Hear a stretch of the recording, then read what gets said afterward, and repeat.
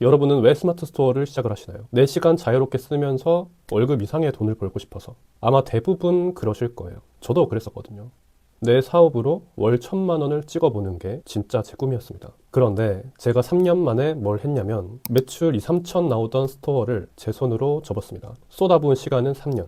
까먹은 돈만 거의 9천만 원이었죠. 사실 초반에는 진짜 잘 된다고 생각을 했어요. 매출이 2천만 원 넘게 딱 찍히는데 와, 이거다 싶더라고요. 나 진짜 재능 있나? 이런 착각에 완전 빠졌었습니다. 그때부터였습니다. 제가 돌이킬 수 없는 실수를 한 것이. 자신감에 취해서 더 공격적으로 사입을 했고 광고비에 몇백만 원씩 태우기 시작한 겁니다. 겉으로 보기에는 정말 완벽했거든요. 리뷰는 쌓이고 있고 매출은 쭉쭉 오르고. 근데 그게 왜 망하는 지름길이었을까요? 남들보다 더 좋은 상품을 더 저렴하게 판다. 이게 장사의 본질이잖아요. 근데 저는 이걸 완전히 놓쳤어요. 오프라인 강의들을 통해서 기술적인 것만 배워서 돈을 벌려고 했었거든요. 상세 페이지는 어떻게 만들까? 키워드 최적화는 어떻게 하나? 광고는 어떻게 돌리나? 이런 것만 배웠어요. 상품 개발은요? 전혀 안 했습니다. 그냥 도매 사이트에서 물건 가져와서 파는 게 상품 개발이라고 생각을 했었죠. 결과는 더 저렴하게 파는 사람이 결국 나왔습니다. 그럼 나도 더 싸게 사입하면 되겠네? 라고 생각을 하고 국내 공장을 직접 뚫거나 중국에서 사입해서 판매를 했어요. 근데 시간이 지나니까 또 뺏겼습니다. 결국 같은 공장을 뚫는 사람이 나오더라고요. 판매되는 상품이 늘어나면서 돈을 점점 많이 버는 게 아니라 조금 팔리나 싶으면 경쟁자가 들어오는 게 반복되었습니다. 계속해서 0부터 시작하게 되더라고요. 똑같은 물건으로 가격 경쟁만 하고 있었던 거예요. 스마트 스토어의 가장 큰 장점이 뭐죠? 쉽게 시작할 수 있다는 것. 근데 이게 동시에 가장 큰 단점이 되기도 합니다. 누구나 시작할 수 있다? 이것은 경쟁이 치열하다라는 걸 뜻하는 거죠. 저는 이걸 몰랐어요. 당장 내일부터 팔 수 있고 하루에 10개만 팔아도 월급이 나오네. 금방 월천 달성하겠네. 이런 생각이었죠. 근데 현실은 일단 팔고 보자라는 사람이 너무 많았습니다. 심지어 역마진 나는데도 판매하는 사람들이 깔려 있어요. 왜일까요? 일단 판매량을 올려서 상위에 노출이 되면 나중에 가격을 올리면 되니까 이런 식으로 생각을 하는 거죠. 결과적으로 나를 따라하는 사람이 또 결국 생기면서 의미 없는 일이 돼버리는 거죠. 고생만 하고 돈은 안 됩니다. 예전에 이랬어요. 도매에서 소매, 소매에서 소비자.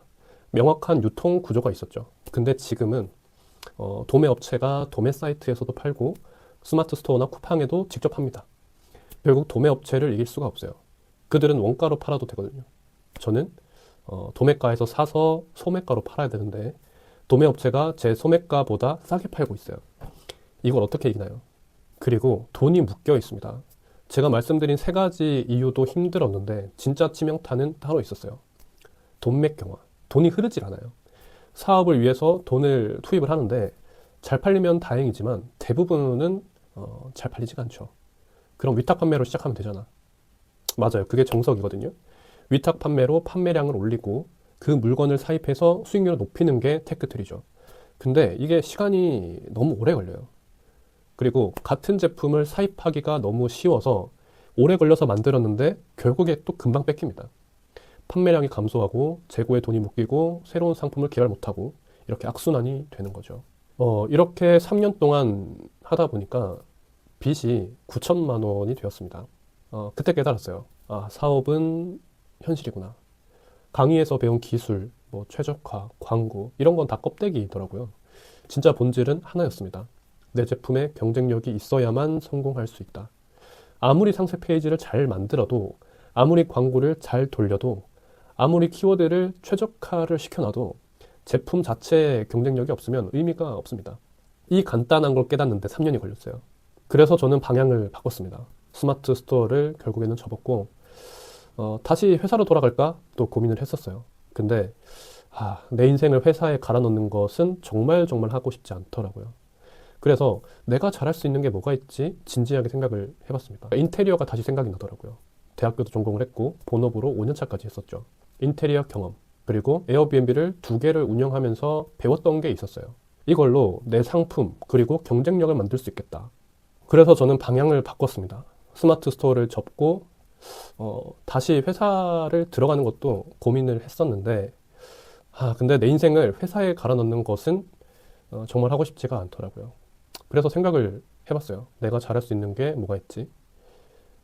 그러다 보니까 다시 제가 했던 인테리어가 생각이 나더라고요. 대학교도 전공을 했고, 본업으로 5년 차까지 또 일을 했었죠. 그리고 제가 에어비앤비를 2개 운영했던 경험이 있었거든요. 그게 떠오르면서 이걸로 내 상품, 그리고 경쟁력을 만들 수 있겠다. 숙박업 허가라는 허들까지 있네. 이거는 복제하기가 힘들다라고 생각을 했어요. 그래서 다행히 지금까지 숙소를 늘려왔고, 현재는 월 2천만 원을 넘게 되었습니다. 그것도 스마트 스토어처럼 하루 종일 매달리지 않고요. 그래서 제가 여러분들께 전달드리고 싶은 거는, 지금 한풀 꺾이긴 했지만 스마트 스토어를 고민하시는 분들이 아직까지 많습니다. 제가 하지 말라고 말리는 거는 아니에요. 그냥 참고 정도 할 수 있겠죠. 근데 이것만은 꼭 기억하시면 좋겠습니다. 직장이 아닌 다른 곳에 눈을 돌릴 수 있는 시간은 생각보다 굉장히 짧습니다. 저는 30대 초에 시작을 해서 30대 중반에 스마트 스토어를 접었죠. 그 시간, 그 돈, 그 기회비용, 이런 것들은 정말 돌이킬 수가 없습니다. 만약 그 3년을 에어비앤비에 집중했다면 지금보다 훨씬 돈도 많이 모으고 수익이 높았었겠죠. 성공담과 실패담을 모두 보고 충분히 공부를 한 다음에 시작을 하셔야 손실 없이 내 꿈을 펼칠 수가 있습니다. 저처럼 9천만 원을 날리지 마시고 본질부터 고민을 해보세요. 시작하기 전에 스스로에게 물어보세요. 첫 번째는 내 제품의 차별화된 가치는 무엇인가? 남들도 파는 제품이면 답이 없어요. 두 번째, 남들이 쉽게 복제할 수 없는가? 복제가 가능하면 결국에는 가격 경쟁으로 밖에 갈 수가 없습니다. 세 번째는 지속 가능한 경쟁력이 있는가? 1년 뒤에도 3년 뒤에도 팔 수 있는가? 이 세 가지 질문에 자신 있게 네라고 답할 수 있다면 시작하셔도 좋을 것 같습니다. 근데 하나라도 대답이 좀 애매하다면 다시 한번 생각을 해보시는 것도 좋을 것 같아요.